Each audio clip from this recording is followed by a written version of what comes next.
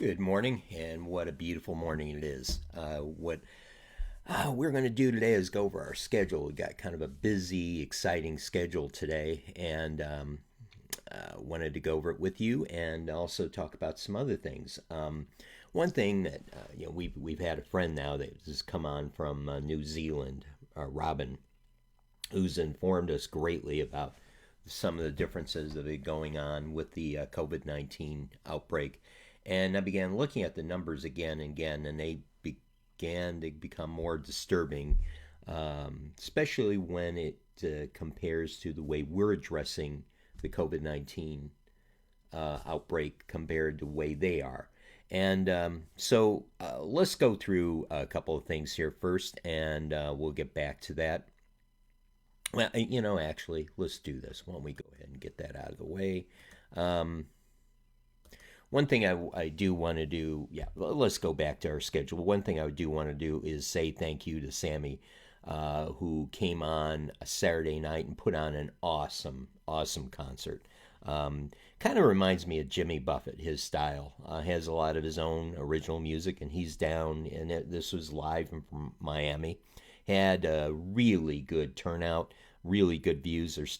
He's still being viewed. That video is beginning to increase. I think it's setting at 1,400 now, and it's going up. I'm guessing it's going to hit 2,000.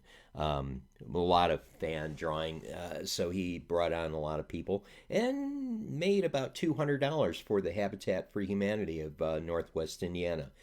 So I reached out to him again. I said, "Sammy, got to have you back on." And I didn't realize this. Sammy or is a cancer survivor, and so I began looking through our list of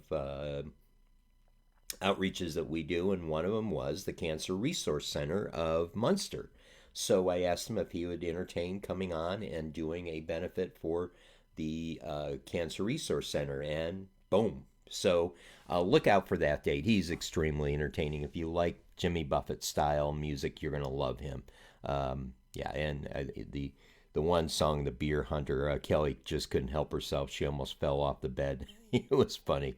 So yeah, we're going to have him back on. So look out for that. And then exciting tonight, the Andrea from the local group is going to be on tonight, and she's going to have a guitar accompanist. I don't have his name in front of me. I apologize, but Andrea is an amazingly talented singer. I mean, she is pretty much a professional singer.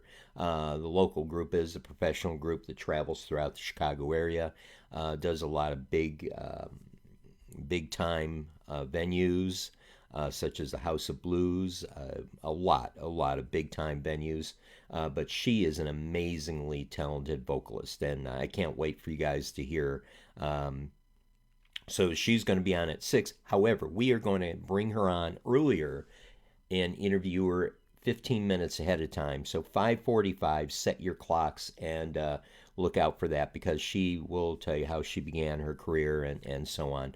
First, listen to the local group where she was the lead singer last year during the Canis Music Festival, the Major Canis Music Festival. So we high energy, very high energy. So we're really looking forward to having her on again. So please, if you will, the event is out there; it's being shared as well. Please share the event and invite people along to watch her. It will be very entertaining. I say you will not be sorry you tuned in tonight. Um, then I wanted to go over, again, looked at this again. New Zealand compared to Indiana in so many different ways. New Zealand geographically is larger than Indiana in both geographic area and in population. I'm reading here directly from it's the last reports. Well, let's cover the size. 92,000. Indiana is 92,895 square kilometers. New Zealand is 268. Excuse me, let go back again, Bill. Yes, you will. You're still sleeping. It's 268,838 square kilometers. Um, Meanwhile, the population of Indiana is about 6.5 million, and which is 2 million fewer than New Zealand. And yeah, this is the latest count. So we are smaller in geographic size and as well as in population. I want you to keep that in mind. So as we go over and look at their reported COVID 19 outbreak numbers. So far, number of confirmed cases in New Zealand is 1,064 confirmed cases. They now have, now this is different. We don't report these, they do.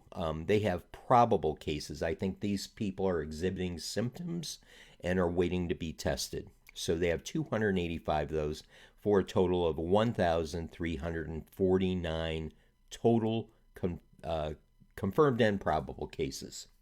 So keep that number in mind. Number of cases in hospital, which we don't track. Well, we track, but I don't think those are made public. They have 15 cases in hospital. Number of recovered cases, which again, I mean, that's cause for celebration in a way, but we don't report those. We here in the United States, we always report the bad. So 546 have recovered. Number of deaths, and Robin messaged me the other day and was stressed about this. I said, Robin, you guys are still much less than Indiana. Forgetting United States, well, you know where the United States sits at globally. We now lead the world in both cases and deaths. So that is New Zealand. This is Indiana, which now, by the way, New Zealand has this, she sent this to me, kind of a comical thing. Marty, you must not leave the house. Anything you do could have serious repercussions on future events. Yeah, that's a riot. And is so true. Okay, let me patch things up here a bit. Sorry, folks, I thought I'd done this. Again, I'm asleep at the wheel this morning, so to speak. All right, here we go. So, and now we're starting to report new cases, which, yeah. So let's look at where we're at now. Total positive cases, 7,928. Total deaths, 343. Total tested, 42,489. A stark difference between New Zealand and ourselves. Now you've got to ask, okay, well, why? One, they are spread out further geographically, but I haven't done the numbers yet. Probably someone can. I'm curious about how many people there are per a geographic area, like 100 square kilometers. How many people are there? That would be the telling story. However, I do know this: their method of stay at home or isolation is a very more rigid than ours. Right now, they can only go out to the grocery store and the pharmacy, or as they call the chemist. And so that is what we've classified is a lot of essential businesses that can stay open. And I've got to say, in being a bit critical about what we've done, that's where it lays. Our definition of essential activities and businesses is where this lays. Right now, you can't drive in New Zealand unless you are going to either the grocery to pick up food, essential food, or you're going to the chemist or the pharmacy, as we call it here, and obviously the hospital or test site. Those are the only allowed driving activities. Only allowed driving activities. Outside that, you are in danger of being. If you're stopped, you better have very good evidence with you that you're on the way to somewhere that is very essential, or you will get called before a judge. Here, it's it's a lot more laxed, if you ask me. I see convenience stores and craft stores doing curbside business, and I'm sorry, that is not essential. Where we're dealing with 343 deaths and climbing, that's not essential. And I've got to say, Kelly and I have gone to restaurants for carryout, and gone to one of our favorite breweries to pick up beer and sandwiches, as a carryout. You can't do that in New Zealand. That's why they have the grocers open, so that you go get your essentials, bring them home, and cook them.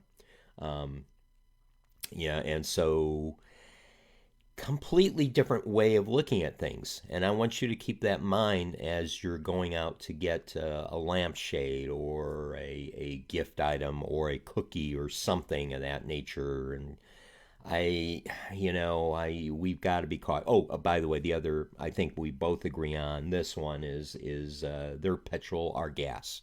That's the other allowed activity you're allowed to go out for. But again, there's not a whole lot of it being used because they are only allowed to drive or for essential activities, and they are allowed to go out and walk around and take dogs on walks and be out with families. But when it comes to public areas, they're very conscious of not socializing. Social distancing to them is very, very serious. And I've got to say, what I witnessed this weekend, I think what I've seen here is, I'll be honest with you, kind of appalling. It's kind of like a total disregard for the governor's stay-at-home order. We went out to pick up some hot dogs in Chesterton because we happened to be out and about, and picking up things to get the house ready, which I've got to tell you is essential. This move is very essential. I can't tell you that enough. It's for our health and all. I won't get into it, but I just trust me, it's very essential. And we had our face mask on. We were very careful when we did go out, and actually the place we went, they had their face masks on along with gloves, so we appreciate that. But there were a group of people there that totally unmasked and totally not taking care to do social distancing. I mean, they were within a foot of each other, and I've got to say, putting other people in danger as well. So that's I don't think that would be allowed to be happen or frowned on in New Zealand. Here, it just is a complete denial in a way. I've witnessed elderly people being taken out by people, and that's something that is a danger. I don't get that. Why I saw that, that, but still I witnessed it. An elderly couple being taken out by another couple, and I noticed quite a few elderly people out. Again, I have to scratch my head, and again, that is at their own danger. But if you have an elderly couple, they're supposed to be staying in their house, period. So that's something we all have to be conscious of. Enough said. Yeah, I've told you I don't want to spend a lot of time on this, but I felt that I had to do this, is compare what New Zealand is doing compared to us, because you can see the difference in numbers. Same time when we started identifying COVID-19 and we started issuing stay-at-home orders, I think if I remember, Robin, if you're out there, you could chime in on this, but they started out at a level 1 lockdown and quickly escalated to level 4. I think what she described, level 1 lockdown, is very similar to what our stay-at-home order is now. You could still go out, get to carry out, you could still do a lot of things, but when they saw the numbers escalating, they quickly issued the level 4 lockdown. Now, one thing I appreciate that they did, because again, you have a lot of people that don't have access to technology, they actually sent what all this means, level 1 through 4 lockdown, out in the mail. And she showed us, in fact, maybe she could do a snap of that and send it to us, a very clear, distinct what the levels of lockdowns are and what they mean and what your responsibility. So, all right. So, at any rate, that's enough about that. I don't want to. We're supposed to be here to make people happy, but I thought that I wanted to cover that because I want you. And they've been in the news lately for being one of the lower cases in reported COVID-19 cases. Why is that? I think they've been pretty aggressive over there in handling this. And they are still waiting on test kits, as we. Now, well, enough of that. Oh, please tune in tonight. Awesomeness. There's going to be a lot of awesomeness. Heading in the future, and I've got to say, I've got to apologize. Because of the move, we've been kind of laxed on getting out schedules, but heading into the future, we have Eli Hernandez, who's going to be on Wednesday, another gifted musician at 7 p.m. Wednesday. He'll be on doing a live show on the Bill and Kelly Show, so look out for that. And then also, we have an author coming on. David Benjamin will be coming on Tuesday at 11 o'clock. And he has a series of mystery books out. So he's up from the Wisconsin area. Again, we have people up, we have a viewership up there that, this is kind of interesting. We had a publicist contact us from up in that area. And, we've had a couple authors on from up there. So she's asked if we can have her client on. And I said, oh, by definitely. So that's going to be interesting because he has quite a few books. He has got about 8 books out right now. And so it's going to be interesting to have him on. We have some other things happening. I just haven't gotten them on the schedule or confirmed yet with the other people. And boy, sometimes I wish, if any of you out there want to do this for us, man, scheduling sometimes is such a challenge. I wish I had someone to do it for me. I really do. But it's rewarding because I love getting this stuff out there to you guys. But we have a lot of things, puzzle pieces just floating, waiting for people to confirm. We've got a couple of weeks worth, actually. So there you go. And I can't think of anything else that we have to share with you, so I'll let you go so you can go back to sleep or get ready for the day. I don't see anyone out there. I've got one, yeah. So, boy, it's, I'm sure, and I've said this again and again, we will all get through this together. What it looks like at the end of the tunnel, I have no idea. I do know this, it's going to be economically and socially different than we've never experienced anything like this, and that goes without saying. So please tune in, Andrea from the local group tonight.